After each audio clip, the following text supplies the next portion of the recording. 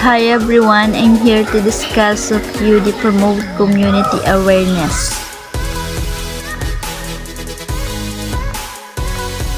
School-community relationship is a mutual understanding through which the school and the community link with each other for the achievements of goals of the community and school too. School in the social organization function properly and the effective interrelationship within it and with its associate communities. An issue in the school affects the community, likewise to what happens in the community affects school. School-community relationship helps to improve the quality of education for all children. It helps parents and other citizens recognize their responsibility for the quality, show more content. The student use skills acquired at school to entertain the served members of the community. For instance, student drama clubs can perform some interesting drama to entertain senior citizens at their homes or any special occasions. In many contexts, participation of communities in this operation of school has helped increase access, retention, and attendance rates of children to school. Education is a social activity in which, in addition to the school, society plays the role of the facilitator and partners. Successful schools understand the importance of establishing good and harmonious relations with the community in which they live. This relationship exists at two levels, at the formal and legal level, as well as an informal and voluntary one. The former is expressed by the representation of the community through formal organizations such as School Management Committee, SMC, Village Education Committee, VEC, School Development Committee, SDC, and Parent and Teachers Association, PTA. The leader takes the form of voluntary participation, where community members get involved through special activities or events. In order to enhance the community's participation in education, it is essential to promote a school environment where community members feel welcome, respected, trusted, heard, and needed. This school principal must examine the community in which the school lies in order to create good relationship with its member.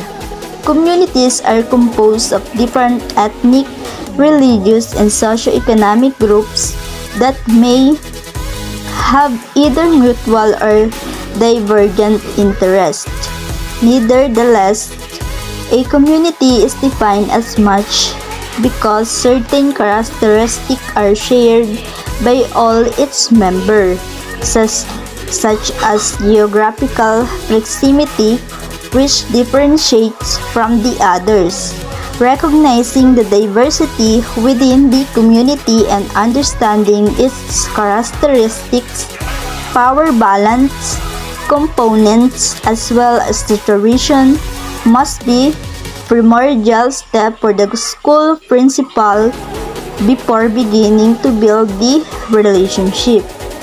Community, religious, political, and ethics leader, as well as representatives from disability groups and business, among others who have significant knowledge in the community at this school, should be encouraged by the school principal and the district or local education office to get involved in the school. Not only their skills, knowledge, and capacities should be analyzed, but also their willingness to build a solid relationship with school. Assessing who participated, who did not, and why is of key importance, since understanding the reason why community members are not participating in school will help overcome the barriers. For example, some community members such as PTA members or teachers may not participate because they do not feel legitimized, included, or poorly informed to do so.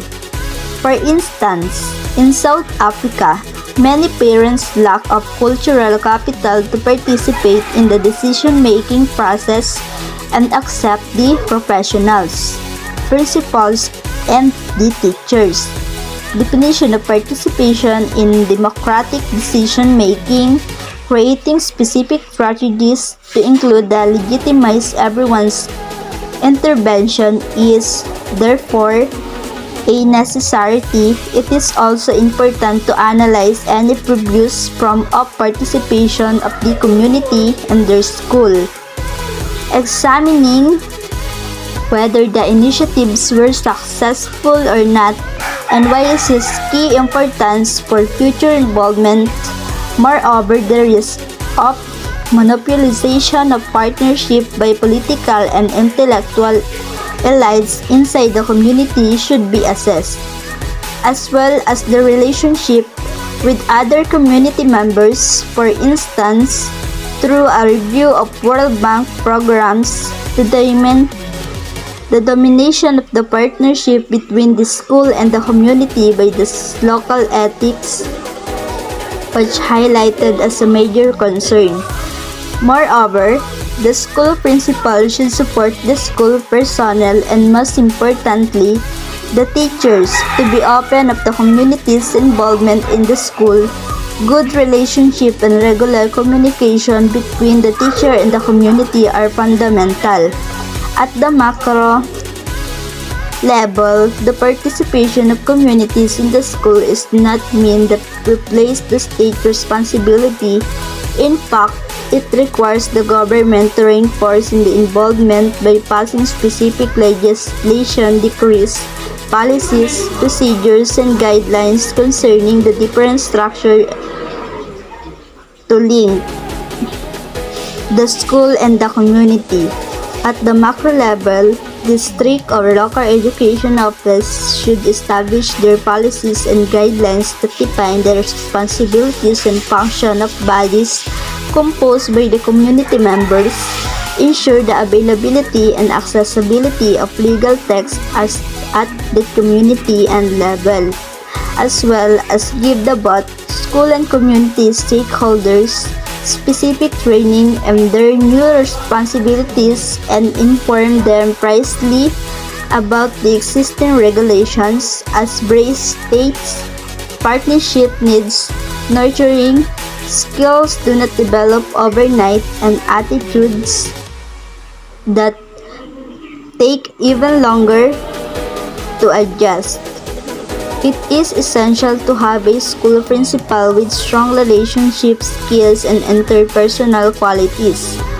Recurrently, it is the school head who triggers the participation of community members in the school and maintain a good relationship with them.